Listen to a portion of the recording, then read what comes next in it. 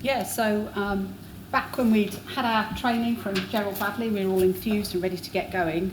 We were saying, right, how can we show senior management the value of our portfolio from a benefits perspective? That seemed the obvious first step to do. And so we needed the data. Where's the data for benefits? Well, it's in that box in the business case, isn't it, with the heading called benefits.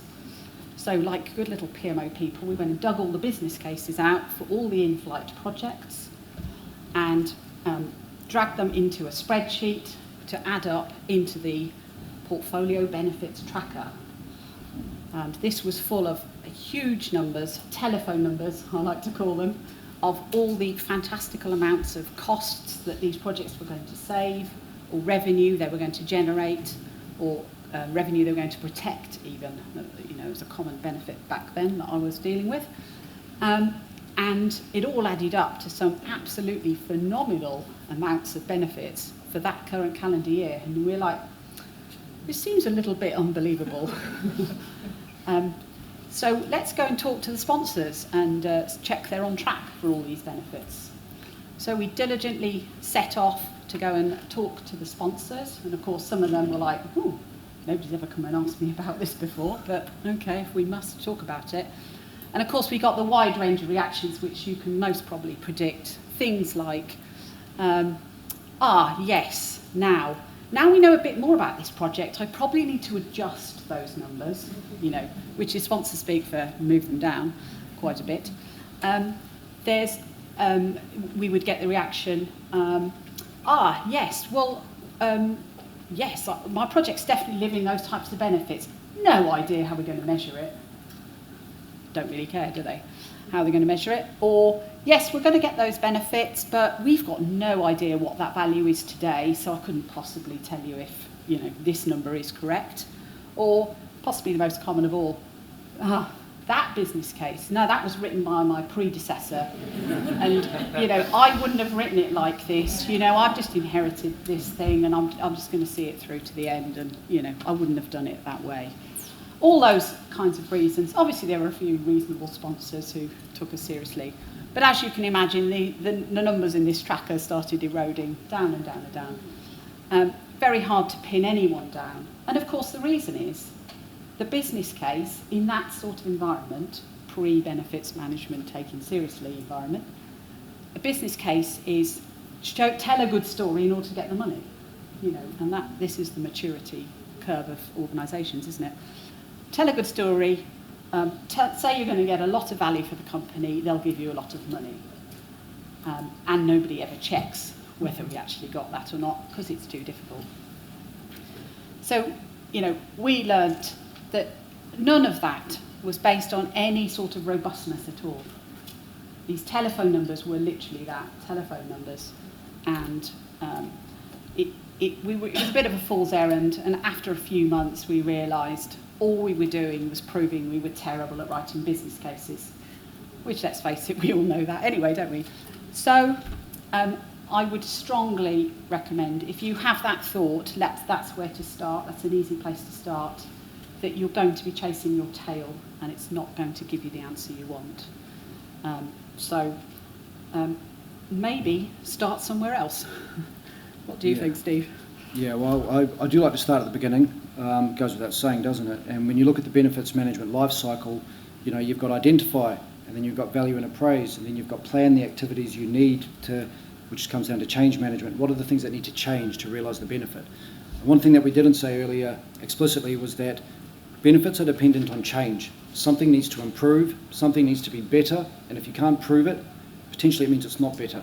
Potentially it means that your change was not successfully, you know, delivered. So, you know, benefits come from change. If you're not changing something, then I don't think there'll be a lot of benefit. But yeah, if you think about it, you start at the beginning, you identify benefits. Now, if something's already in full flight, then you're actually, the scope's already locked in, and that is going to give you the benefits it's going to give you. It's not going to give you any extra ones. So you need to look backwards at that point and go, okay, does your scope give you all those target benefits? If it does, fine. If it doesn't, then we need to look at the scope. There's going to need to be a change request potentially. if you think about it, if you don't start at the beginning, or even if you do, right? So I've got an analogy around risk management. So start of your program, 4-year program, project, you're going to do all the risk identification. Okay, here's all the risks, here's all the issues, put them in your risk register, put them into your central tool, you know, likelihood, residual impact, all that kind of stuff. And then just ignore them.